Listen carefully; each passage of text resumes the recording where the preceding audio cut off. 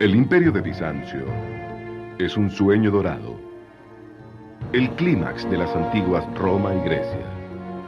Un emperador, una sola fe. El sueño que duró 1000 años. Un sueño destrozado por los ejércitos de Occidente.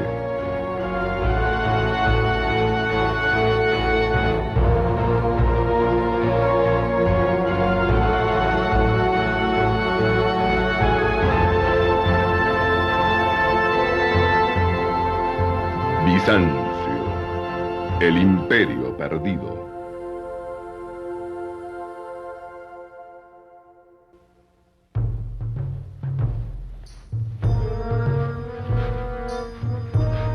La fama de Bizancio viajó desde Islandia hasta China, desde Etiopía hasta Rusia, a cada reino de la tierra. Y en su centro, Constantinopla, el gran mercado del mundo, su fabulada riqueza, su oro, sus esmeraldas, sus palacios, sus brillantes iglesias. Una leyenda tan rica que ocasionó su propia destrucción.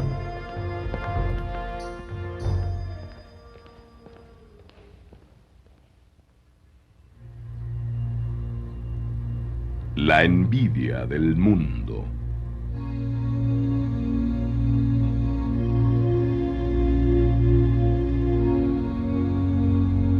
Fundada en el año 330, el imperio cristiano de Bizancio tuvo su centro aquí, en Estambul, en la moderna Turquía. Los bizantinos llamaron esta ciudad Constantinopla. Hace 1000 años era la ciudad más rica de todas, el ojo del mundo. En el propio centro, la antigua iglesia de Santa Sofía, convertida ahora en mezquita. Aquí, los emperadores de Bizancio encontraban al Rey del Cielo, los señores de este mundo y del próximo, el centro del universo cristiano. Visiones de esta ciudad sagrada y de sus emperadores dorados llenaban la mente y la imaginación de cada príncipe y rey medieval, hasta que un día, un ejército del occidente cristiano vino aquí y la destruyó.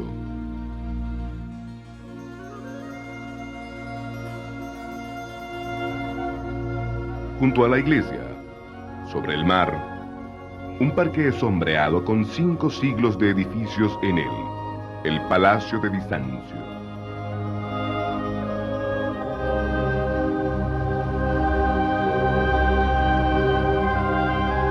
Hace 1000 años había aquí pabellones de oro, capillas, mansiones, ubicados en un mar verde. Un paraíso terrenal. Una de las más potentes leyendas antiguas de nuestro planeta, el hogar del emperador de Dios en la Tierra. ¿Dónde está entonces el palacio sagrado de Bizancio en la moderna Estambul? Hay mucho de él por aquí. Una triste pila de ladrillos. Hay que ir a las calles y a los callejones. Se necesita un mapa. Vean, les mostraré la moderna Estambul. En este mapa lo podrán ver. La moderna Estambul, la antigua Constantinopla. Les mostraré lo que quiero decir. Están los grandes caminos romanos que llegan al centro de la ciudad. El hipódromo donde la gente se reunía con el emperador. La iglesia junto a él. Y allí, entre ese muro y ese otro de allá, toda esa área era del palacio. Docenas de edificios, docenas de iglesias. Todas juntas, altas, brillando justo al cruzar la colina. So you might ask, where the hell is it now?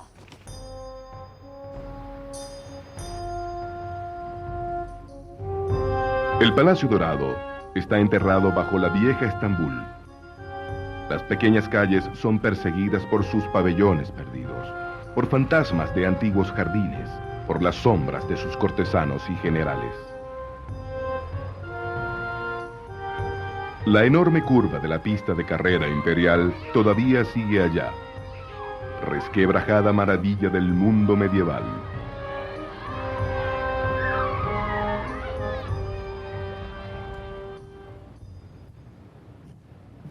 Estamos justo en el corazón del Palacio Imperial de Bizancio. Hay una tienda de esquina. Bien, al menos pueden decir que los bizantinos inventaron las tiendas de esquina. Tenían una ley sobre ellas. Debía haber una en cada calle para las necesidades de la vida. Esa de allá, sin embargo, esa es una parte del propio palacio.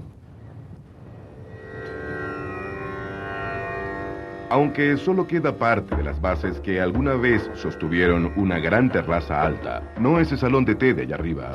Los emperadores caminaban por las tardes en la luz que se desvanecía, con sus finas sedas fluyendo suavemente en las frescas brisas marinas.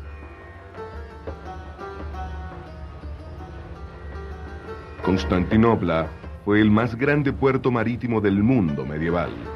Barcos árabes, rusos, vikingos e italianos una vez navegaron a lo largo de estos muros. Estas son las ruinas de un pabellón imperial de unos 14 siglos de antigüedad. Alguna vez, el tibio mar salpicó estos muros. Estas son las puertas a través de las cuales el emperador caminaba para abordar el yate real, el galgo. A los emperadores les gustaba vivir junto al mar. Así que si usted camina junto a estos muros costeros de Constantinopla, le recomiendo ver de cerca estas puertas para tener una idea de cómo era la entrada del palacio. Algunas no parecen gran cosa hoy en día, pero son muy interesantes. ¿Ven este texto griego? Es parte de una versión griega del libro de Habacuc. Un texto que una vez fue puesto alrededor de una gran estatua del emperador Justiniano que se erguía en el centro de la ciudad. Así que esta no es entonces una entrada antigua, porque la estatua estaba en pie hace unos cientos de años. ¿Dónde podremos encontrar el retrato del Palacio de Bizancio?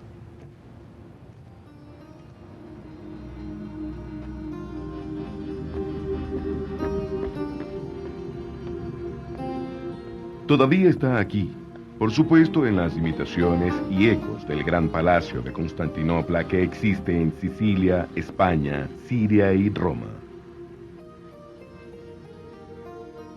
Casas, jardines y miradores, todas dispuestas como carpas sobre la colina. Patios perfumados, fuentes chispeantes, un mundo que la gente nunca vio. Algunas de sus mismas piedras fueron robadas del Palacio Dorado de Bizancio.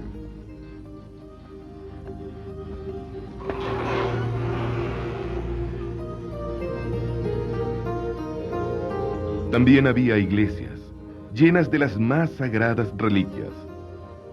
Fragmentos de la cruz auténtica, incrustados de oro y rubíes, rojo sangre. Y grandes copas enjolladas, hechas para la comunión del propio emperador.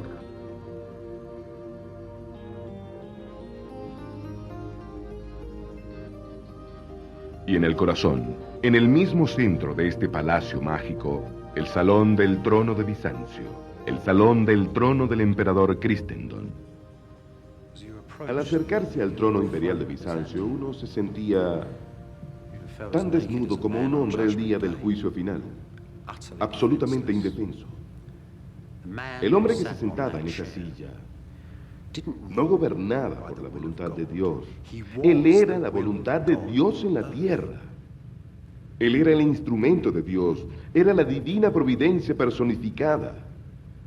Algunos bizantinos creían que el fin de la historia del mundo llegaría cuando el hombre de ese trono se quitara la corona y la pusiera en la roca del Calvario. Es probablemente la forma de gobierno más total que el mundo haya visto jamás. Por ejemplo, aquí no se tiene gobierno participativo. ¿Quién podría participar en la voluntad de Dios? Uno solo se puede inclinar ante Él. No se puede tener moral ni lealtad, no se puede tener reyes buenos ni malos, porque ¿quién puede saber cómo funciona la voluntad de ese asombroso emperador? Esa es la política bizantina.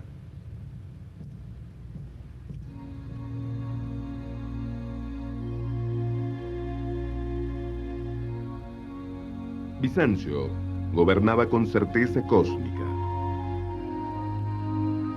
No dominaba a sus vecinos con vastos ejércitos, sino con imágenes de Dios y del gobierno, con barras de oro y promesas de princesas en matrimonio y alianza, totalmente vestidas en los trajes de seda de Bizancio.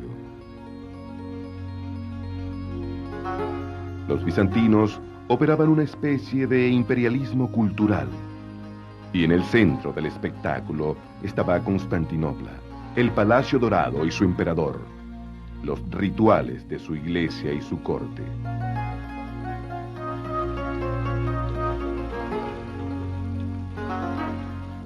En el siglo X, diplomáticos y mercaderes, orientales y occidentales, todos daban asombradas descripciones de una procesión semanal que se retorcía a través de los claustros y los jardines del palacio llenos de coros cantando y seguía hasta la gran iglesia de Santa Sofía.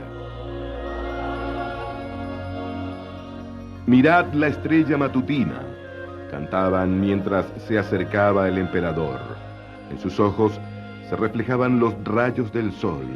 «Adórenlo ustedes, naciones, inclínense ante su grandeza». Todo el mundo coincidió en que esto era lo más magnífico, la visión más inspiradora de respeto del mundo. Al finalizar la procesión, pasaba por una pasarela de madera que llegaba hasta la galería de una gran iglesia. Y entraba a Santa Sofía a través de esta puerta.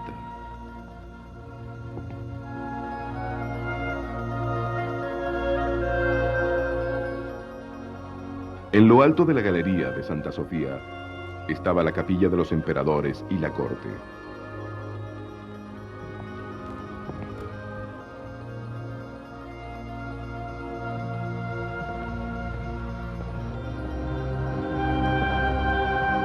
Bajo el balcón, en el incienso y la oscuridad de la antigua iglesia, peregrinos de Asia, África y Europa visitaban y besaban 1000 reliquias sagradas, una pequeña tierra santa de mármol, oro y bronce.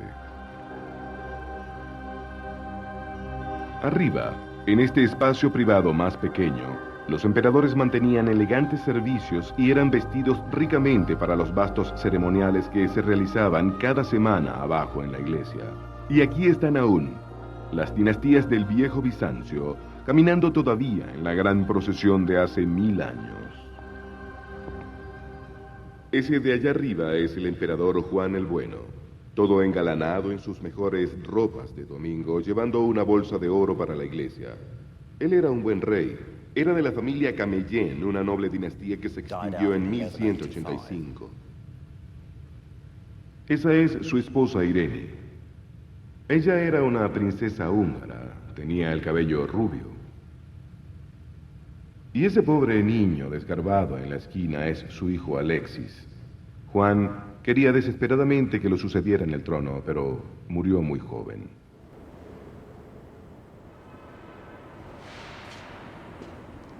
That person there is the most celebrated, most married monarch of the Macedonian dynasty, the Empress Zoe. Zoe ruled Byzantium in her own right in the 1050s. But Zoe also had royal blood in her veins, and she legitimized 3 successive husbands as emperors. That's the last of them, the pious Constantine IX. If you look closely, you can see that the head of that figure's been changed. I bet there were portraits of her other 2 husbands underneath. Now, the funny thing about this mosaic is that Zoe's portrait's been changed along with her husband's too.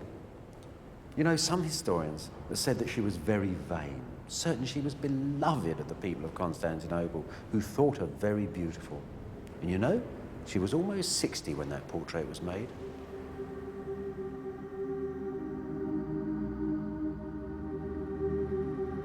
En el año 987, embajadores rusos vinieron al sur, hacia el sol, para ver a Bizancio.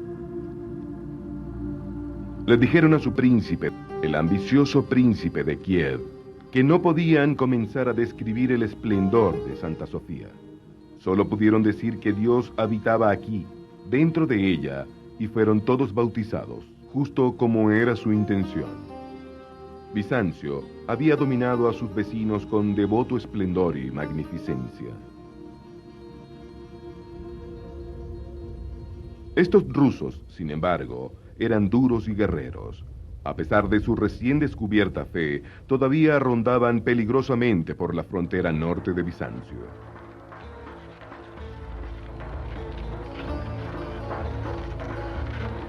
En lugar de enviar grandes ejércitos a someterlos, los bizantinos emplearon las imágenes de Dios y el gobierno. Construyeron en Europa Central unas iglesias como los norteños nunca habían visto. Y a veces también, los bizantinos mandaban obispos y embajadores, hombres cargados de sabiduría, reliquias y la palabra de Dios.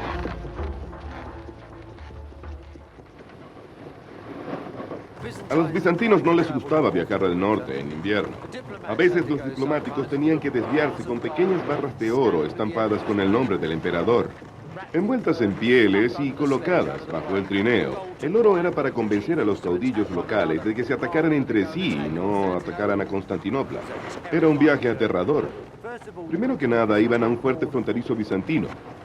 Allí el gobernador atrapaba a los hijos de los príncipes locales y luego salían a cruzar los yermos helados.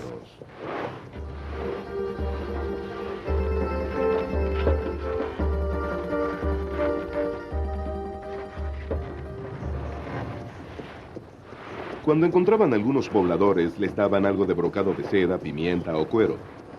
Pero siempre, allá afuera, como sombras, escondidos en el bosque, los epechenat, antiguas tribus que se enorgullecían de matar a viajeros y que, según se dice, bebían en los cráneos cubiertos de oro que colgaban en las paredes de sus tiendas.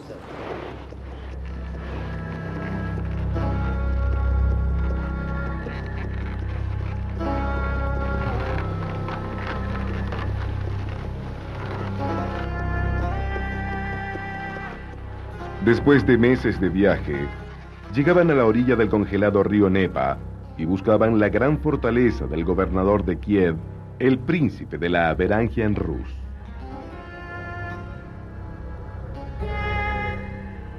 Antes de Bizancio, todos los príncipes de Kiev habían vivido en chozas de madera. Estas torres y domos y todos los sueños que contienen llegaron aquí del viejo Bizancio. Y la historia de su construcción es un cuento extraordinario.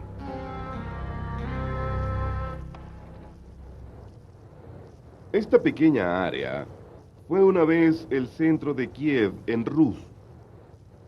Una pequeña estacada de solo 600 metros de ancho. Ahora piensen que era el año 988.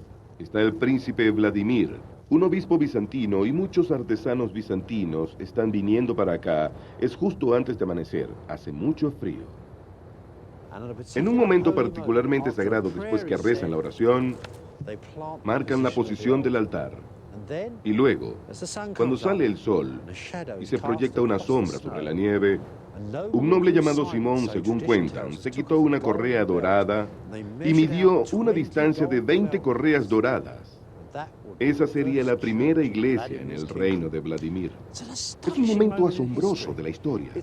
Es la tecnología de Grecia y Roma, 1000 años después de haber desaparecido, yendo a partes del mundo que nunca habían logrado conquistar.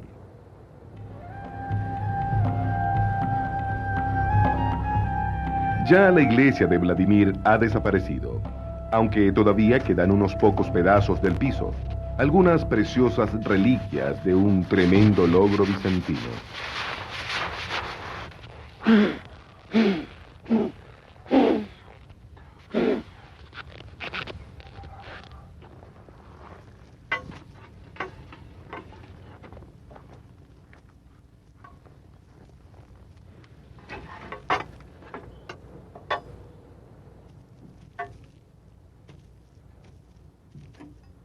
En momentos como este es cuando la arqueología realmente cobra vida.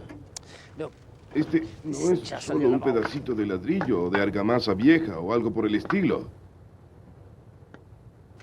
Estos son los primeros ladrillos que se pusieron en Europa Central. Tampoco es solo piedra sobre piedra. Es como si alguien se subiera a un Cadillac y lo condujera hasta el Amazonas y lo estacionara en un pueblo donde nadie ha visto un turista antes. Esto es asombroso. Miren, es solo un poco de cerámica y de argamasa. Para eso se necesitan 2 maestros de horno con 2 hornos distintos. Utilizan cal y arcilla para hacer la argamasa y tienen que construir sus hornos cortando los árboles. Luego, parten piedras locales extraídas de las canteras. A los rusos no les gustaba trabajar con piedras. Un viejo proverbio ruso dice que es más fácil enseñar a su esposa de mal carácter que cortar piedra. Pero de hecho, su verdadero problema era el clima. Era realmente terrible, era frío, congelado. Se quejaban de que era muy difícil poner ladrillos con abrigos forrados de piel y mitones. O cuando la nieve se derretía, era una masa de lodo y tenían que desarrollar estructuras de madera para sostener el edificio en pie cuando se extendían las bases. Así que esta fue una extraordinaria empresa, gente ingeniosa y decidida que venía del sur. Les tomó 8 años levantar este lugar, pero aprendieron. Su siguiente construcción fue una iglesia en 5 años.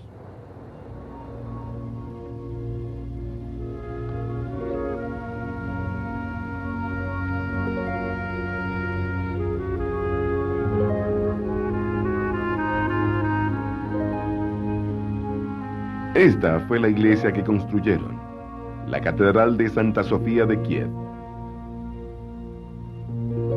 Bajo los domos ucranianos, ladrillos bizantinos y antigua geometría griega. Estas podrían ser las paredes de una iglesia imperial en Constantinopla. Adentro, recuerdos del palacio de todos los palacios y de la iglesia de todas las iglesias. La original Santa Sofía de Constantinopla. Los chispeantes mosaicos, también hechos por artesanos bizantinos, mandados aquí a trabajar para el hijo de Vladimir, el príncipe Yaroslav.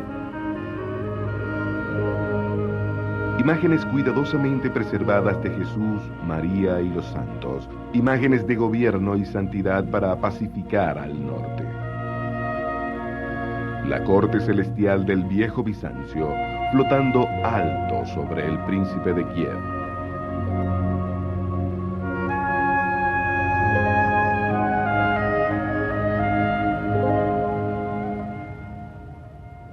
La corte celestial, ahora reflejada en la nueva corte terrenal de Yaroslav, ayudada por un obispo bizantino que quiere castigar a los pobres y combatir a los enemigos de Bizancio.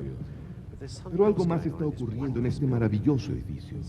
Algo más, pero más sutil. Es como una telenovela. Imparte forma, imparte gestos. Muestra el estilo bizantino de caminar y hablar. Entre esta feroz estructura y esta nueva forma, el viejo orden de Rus fue completamente barrido. Pero a pesar de todo eso, los bizantinos nunca confiaron realmente en la Rus. Aunque no tenían que preocuparse, ciertamente los rusos habían aprendido muy bien su lección. Siglos después, cuando la misma Constantinopla había sido desechada, cuando Constantinopla, la segunda Roma, había desaparecido, Moscú, la nueva capital de Rus, se declaró a sí misma la tercera Roma. Así como las peligrosas tribus del norte cayeron bajo el dorado encanto de Bizancio, también lo hicieron sus vecinos europeos del sur, Grecia, Italia y las islas del Mediterráneo. Venecia, ese antiguo pueblecito ubicado en los bancos de lodo del pantano salado del norte italiano, era el dueño de una poderosa flota de barcos de guerra, tan amenazadora para Constantinopla como lo eran las tribus del norte. Bajo las piedras de Venecia, los ladrillos y columnas, la tecnología y las artes del viejo Bizancio. Al igual que Kiev, las primeras iglesias de Venecia y sus imágenes más poderosas de Dios y el gobierno llegaron aquí desde Bizancio.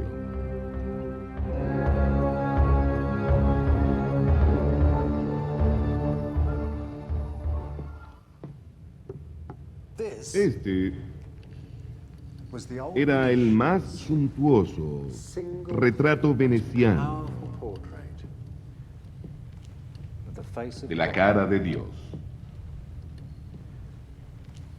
El palidoro, hecho para la alta orden de los Simbargs. Realmente es algo curioso. Está empedrado con todo tipo de cosas. Bandas de oro, pedazos de joyas, hay de todo. Como en el nido de una urraca. Las cosas más bellas de esto son estas maravillosas placas de esmalte. Son importadas de Bizancio. Fueron hechas en los talleres imperiales en el año 1105, probablemente copias de una capilla en el Palacio Imperial de Constantinopla. Ese del centro es Cristo. A su alrededor y en orden de mayor a menor está la corte celestial. Igual como en Bizancio, los reyes y príncipes extranjeros decoraban la corte del emperador en Constantinopla.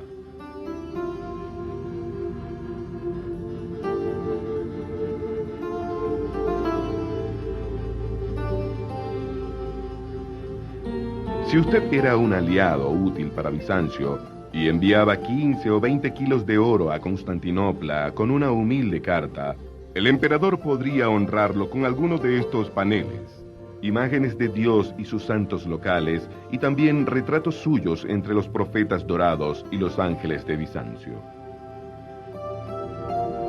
Este era el poder de Bizancio en el exterior, su prestigio, su política externa. Este niño de aquí es Oldelafo Falía, el gobernador, el Doge de Venecia. Él fue quien encargó la mayor parte del palidoro. Aquí es donde se puede empezar a ver algo de esa envidia provinciana a Bizancio comenzando a funcionar. Esa envidia que casi se levantó y amenazó con destruir el gran imperio. Vean, miren lo que digo. Aquí está el hombre, la Virgen María, y aquí debería estar la esposa, pero no lo es la emperatriz Irene de Bizancio. ¿Qué está ocurriendo aquí? Bueno, yo creo que los venecianos lo han reacomodado para el querido Doge de Venecia, quien, por los derechos de Constantinopla, era un oficial menor al extremo del imperio, repentinamente casado con la gran emperatriz. Además, los venecianos, demonios taimados, le pusieron un halo. Ven, han soldado una nueva cabeza allí. Los bizantinos jamás habrían enviado una figura de un gobernante local con un halo, así que, digamos, se ha colado en la jerarquía sagrada. Pero hay una cosa que se les pasó a los venecianos y es bastante divertida, y es que los gobernantes en el universo celestial usan medias rojas.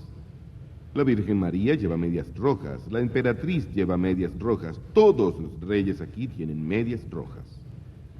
El pobre Oldelafo no las tenía. Así que él no estaba en el tope de la jerarquía sagrada de Bizancio. ¿No creen que eso sea importante? Pero Oldelafo sí lo habría creído.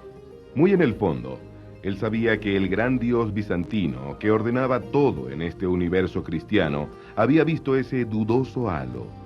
Además, este mismo dios tenía el poder de la vida y la muerte eterna.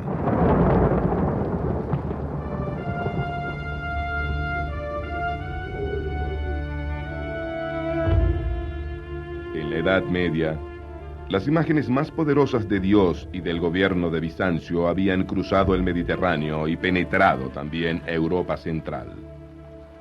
Y siempre en el mismo corazón de nuestro universo cristiano estaba el emperador dorado de Bizancio y la brillante ciudad de Constantinopla. ¿Cómo lucía realmente esa legendaria ciudad?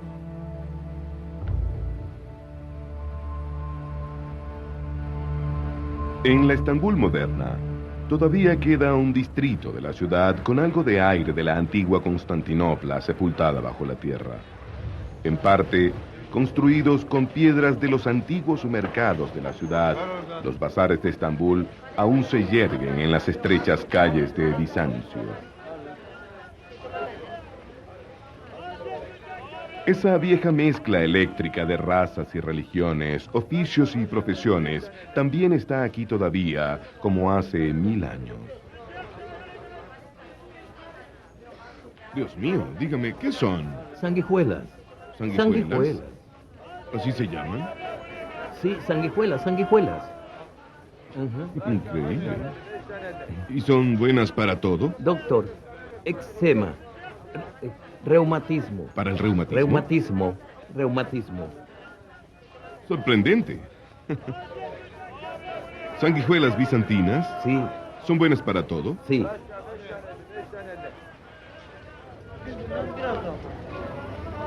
Ubicada entre el Oriente y Occidente, Constantinopla era el mercado más grande del mundo, una leyenda viviente. Hoy en día, se encuentran objetos de los bazares de Bizancio en excavaciones en Suecia, Afganistán, Inglaterra y Rusia. Y como latas de Coca-Cola en el desierto de Gobi, emiten un zumbido muy especial. ¿Algo para su estreñimiento? ¿A leña para las uñas? ¿Comino?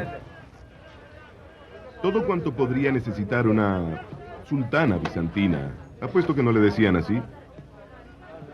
En Bizancio, las mujeres eran básicamente quienes hacían los tratos. Ahora, los negociantes son hombres.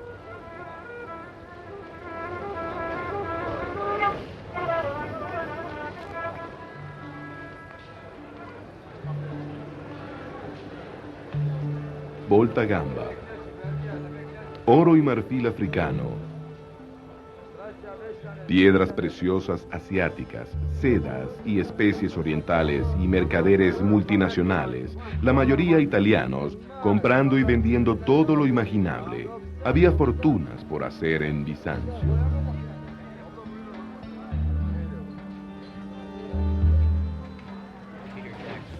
Los tejedores, los grandes bazares de seda de Bizancio habían sido famosos por siglos y siglos. En Occidente, solo tenían trocitos de seda bizantina y la usaban para envolver los huesos de santos y para ponerla sobre los altares mayores de las catedrales.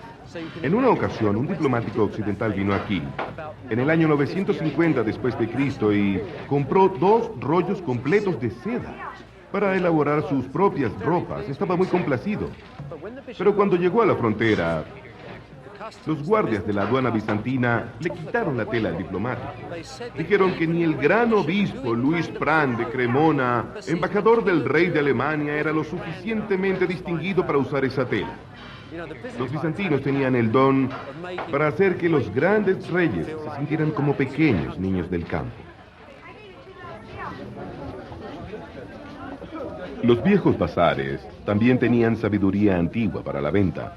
En el mercado de libros de Bizancio, la mejor parte del conocimiento del mundo antiguo era copiado por editores y comerciantes. Aquí estaba todavía la librería más vieja del mundo. ¿Saben? Este es un lugar asombroso. Imagínense 600 años atrás. Había un famoso escritor viajero árabe y estaba pasando por aquí, buscando libros, registrando el bazar. Ibn Batú se llamaba. En todo caso, estaba escudriñando por ahí. En aquel momento había más gente aquí. Montones de escribas, en efecto, escribiendo libros. Un magistrado bizantino que caminaba por la plaza lo reconoció. Los 2 viejos, el árabe y el cristiano, se reunieron y se sentaron a hablar sobre escribir libros. Hablaron sobre viajes y los placeres de la erudición. Los occidentales realmente adoraban el bazar de los libros de Bizancio. Allí encontraban cosas que eran verdaderas leyendas. Mágicas obras como esta, por ejemplo. Esta es una copia en griego, de un antiguo trabajo hecho en Alejandría por un antiguo griego. Se refiere al funcionamiento del universo. Los occidentales lo conocían a través del relato de árabes eruditos. Luego de visitar el bazar, ellos tienen una copia del alquimista de Ptolomeo. Libros como El alquimista le dieron el álgebra y la química a Europa occidental. A los occidentales les debe haber parecido que toda la riqueza y la sabiduría del mundo estaban contenidas en Constantinopla y en las casas de la afortunada gente de Bizancio. Los bizantinos vivían en una comunidad muy cara a cara. Era un mundo muy estrecho y cerrado. Eran muy supersticiosos, siempre buscando signos cuando se veían unos a otros, cosas que pudieran cambiar el significado de la relación entre ellos. El ángulo de los hombros de un hombre podía decir si tenía un romance. Si soñaba que se ponía unos zapatos y no iba a ninguna parte, significaba que se iba a casar. Si saludaba a una mujer inclinando la cabeza, tendría un romance con ella en corto tiempo. Supersticiones por todas partes. Ellos adivinaban el futuro escuchando los truenos, pero sobre todo, adoraban los amuletos y dijes, cosas que se pueden comprar en un bazar, relucientes tesoros. Y este es el más grande de todos los amuletos. Existía miles de años antes de Bizancio y continuará 1000 años después que todos nosotros.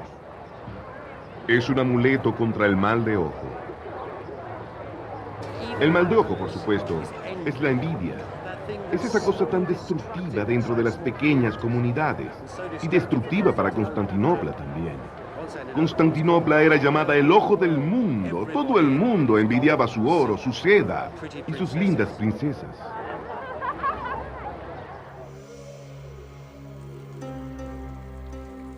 Not everybody, though, was allowed a glimpse of heaven. Poor old Bishop Luitprand of Cremona, who'd come to Constantinople for silks and for a Byzantine princess for his prince, hadn't got either of them. The Byzantines had lectured him upon the gross behaviour of his prince and sniffed at the very idea of sending an imperial princess to such a barbarous and distant kingdom.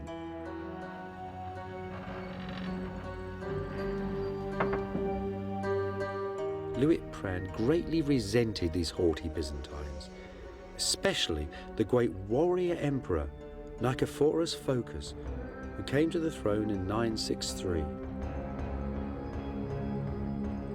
You wouldn't want to meet him on a dark night, Bishop Luitprand reports to his prince. He's a monstrosity in a smelly old robe, a dwarf with the eyes of a mole, disfigured, disgraced, pig-like, an Ethiopian. Every week, Luitprand continues, like some crawling monster, the emperor walks in procession to the great church, and the singers cry, "Behold, the morning star approaches." They might just as well sing, "Come on, you burnt-out old coal, old woman, clod-hopping barbarian."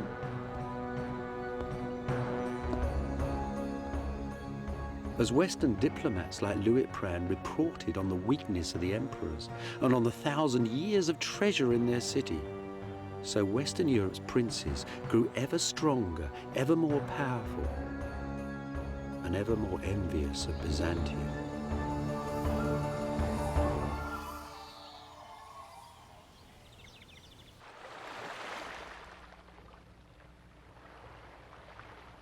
En 1204, los venecianos se las ingeniaron para desviar un ejército sanguinario de cruzados que habían hecho el voto sagrado de recuperar Palestina para la cristiandad. Prometiéndoles el saqueo de Bizancio, les dieron listas de los tesoros y las reliquias sagradas dentro de Constantinopla. El 13 de abril, las galeras de guerra venecianas navegaron hasta las murallas de la ciudad, y los caballeros de Francia, Alemania, Italia e Inglaterra saltaron de los botes hacia las almenas. La campaña que siguió fue una desagradable mezcla de traición y caos. Al final, los muros de la ciudad fueron violentados y el trono imperial fue derrocado. Muchos nobles bizantinos huyeron al palacio de Blakenay, donde fueron sitiados por Enrique, el noble príncipe de Flandes. Los venecianos ya sabían que había en este palacio. Hasta hicieron un inventario de su contenido. Cuando los nobles abandonaron la lucha, sacaron todo lo que pudieron del edificio. Oro, plata, piedras preciosas, sedas, saténes, joyas, armiños, todo un botín tremendo. Se dice que este botín fue el mayor de todos los botines desde la creación. A lo largo de los siguientes 50 años, la mitad de Constantinopla fue embalada y enviada fuera de la ciudad hacia Venecia y el occidente.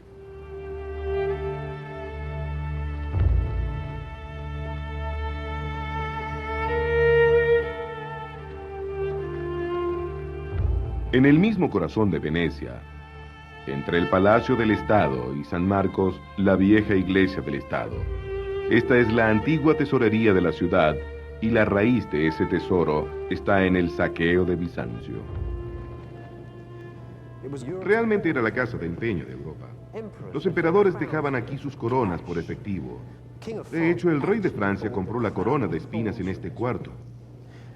Y en el año 1790, cuando Napoleón y sus ejércitos aparecieron en Italia, pudo tomar media tonelada de oro de esta habitación y fundirlo solo para pagar sus tropas. Pero a pesar de todo eso, de todas las pérdidas, este es aún el único lugar del mundo donde se puede tener un indicio, solo un reflejo del tesoro que una vez llenó a Bizancio. Un tazón de vidrio esmaltado con imágenes clásicas, tomado de la propia alcoba del emperador en el palacio. De las capillas del palacio, las copas para la comunión imperial.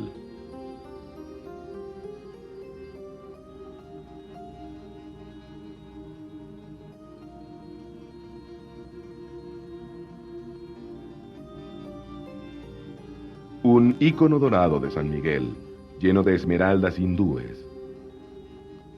Los bizantinos usaban sus radiantes colores para predecir el futuro. Esto también vino del palacio, probablemente de las recámaras de la reina. También dentro de San Marcos, el altar está lleno de las reliquias sagradas saqueadas de Constantinopla.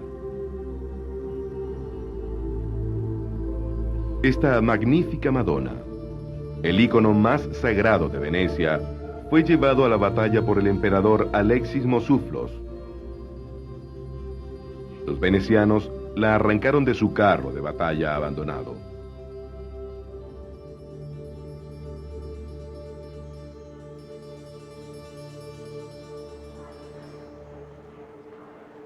It's not just the inside of St. Mark's that filled with the plunder of Byzantium.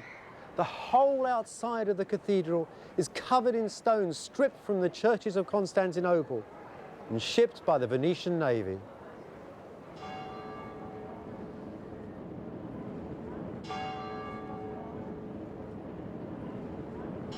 A great new balcony was built from the stones of old Byzantium, and 4 bronze horses, said to have come from the very heart of Constantinople, were set up high upon it. St. Mark's was plated with the plunder of Byzantium.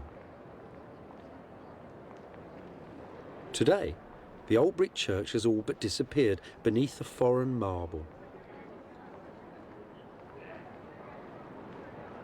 Shiploads of columns from Constantinople now decorate the doorways of the church.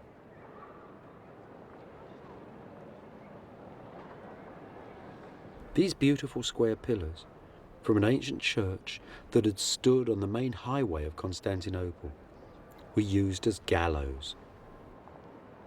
The Venetians hung criminals from them. Other fragments of this lost masterpiece once stood in Crusader chapels from Spain to Austria. This is an interesting piece. It has an amazing history. You see, when the Venetians first took the sculpture from the boat, they found that one of the feet had been broken off. So they made a new foot out of a lighter, whiter stone. You see that? Now, just a few years ago in Istanbul, a Turkish archaeologist actually dug up the original foot. So now we know where this sculpture came from. It came from a monument of Constantine the Great, the first king of Byzantium, and those were his 4 sons. Think of that. We have bits and pieces here from all ages, all styles. This stone is from Egypt, others are from Syria, from Greece. All that style, that richness that went into Byzantium then has gone to make the city of Venice itself.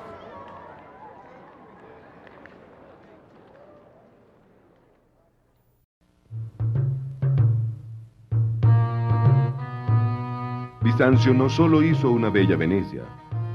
Todas las cortes de Europa occidental tenían ahora el botín de Constantinopla, objetos cuya hipnótica vivacidad crepitaba a través de Europa occidental. En la Alemania moderna, El pequeño pueblo de Limburg todavía tiene uno de esos objetos tan extraños. Un pedazo de la cruz en la cual fue crucificado Cristo, transformado por un bizantino en una de las joyas más grandes del mundo y luego llevada a Alemania por Heinrich von Hullmann, el rey cruzado. En el año 1235, cuando esta iglesia estaba siendo terminada y los cruzados aún gobernaban en Constantinopla, esa puerta estaba rodeada por enfermos, locos, lisiados y pobres. Y no estaban allí solo para pedir limosnas. Lo que estaba sucediendo era algo bastante raro. Dentro de esta iglesia, dentro de todas las iglesias de Europa Occidental donde hubiera la reliquia de un santo, había un poder especial.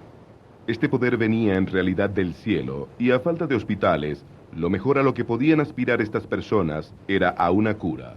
Después de todo, Jesús había curado a los pobres. Los santos eran nominados a hombres sagrados por dos cosas: las acciones de sus vidas y el hecho de que sus cuerpos no se descomponían, así que los pequeños fragmentos de carne y hueso eran importantes.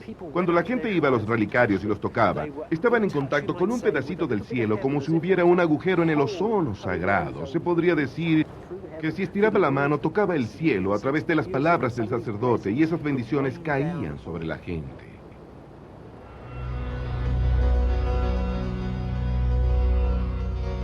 Las reliquias de Bizancio no eran reliquias de santos locales. Habían sido traídas de Tierra Santa. Eran las posesiones personales, algunas de las cosas que Jesús y María habían tocado y nunca fueron usadas para curar a los pobres.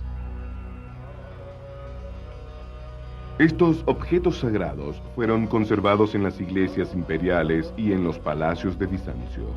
En ese mundo extraordinario, a medio camino entre el cielo y la tierra, confirmaban el rol divino del emperador en la tierra.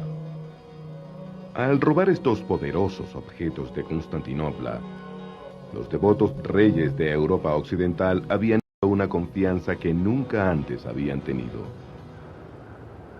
Entonces, esta forma de las reliquias fue la adquisición de la santidad del derecho divino de los reyes, el comienzo de la Europa Occidental, del eurocentrismo, podría decirse, del mundo moderno.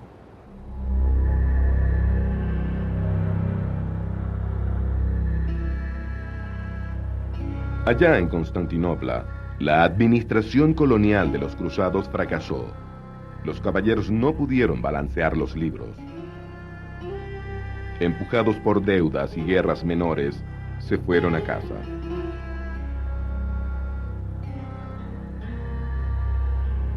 El 15 de agosto de 1260, un nuevo emperador, Miguel VIII, caminó en procesión solemne a través de las antiguas puertas, vestido con ropajes imperiales de seda y oro, con sus coros, sus soldados y todos sus sacerdotes. A salvo adentro, se dirigió a la multitud de la ciudad que durante 50 años trabajó bajo el mando extranjero y ahora celebraba el regreso del verdadero emperador de Cristo al verdadero centro de la tierra. Hace un tiempo, Dios estaba molesto con nosotros y convirtió a Occidente en un gran viento que nos voló de nuestra ciudad y vivimos como pájaros bajo las ramas de un árbol. Pero justo como le había prometido a Abraham la tierra prometida, justo como le había concedido a mis ancestros la victoria eterna, así me había devuelto la ciudad sagrada. Miguel pudo haber pensado que de nuevo Dios había puesto a Bizancio en el centro del cosmos. La verdad era que los cruzados habían arruinado a Constantinopla, la habían saqueado, quebrado, destruido. Y el regreso del emperador a la política del gran poder era suicida.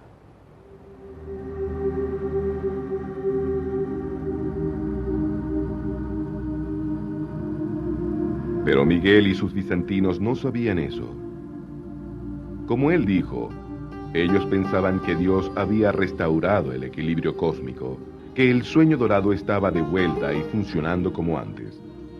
En la capilla imperial, en la galería de Santa Sofía, sus artistas hicieron un mosaico que celebraba el retorno del emperador, Jesús, María y San Juan Bautista.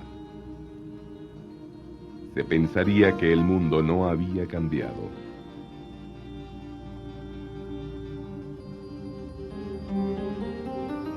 A solo 20 pasos, La piedra que se dice señala la tumba del veneciano que condujo a los ejércitos occidentales hasta Constantinopla, Enricus Dándolo, el hombre que fracturó a Bizancio.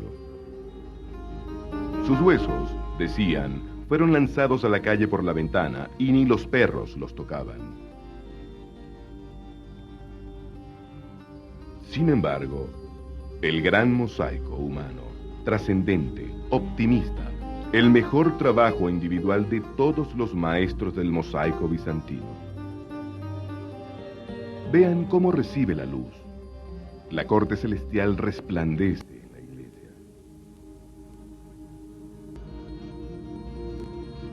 Este es el Cristo que los bizantinos siempre habían venerado. No un Cristo occidental en una cruz, empalado en deprimente historia terrenal, sino el viejo Cristo oriental, el Cristo de todos los tiempos y de todos los lugares, el Cristo del palacio, el Cristo de Kiev y de Venecia, Cristo, el Señor de Bizancio. El mismo Cristo cuyas reliquias y cuyas imágenes ahora plenan las iglesias y la imaginación de Occidente. El Cristo cuyo rostro, suave e impasible, contempló a su imperio oriental desvanecerse reposadamente.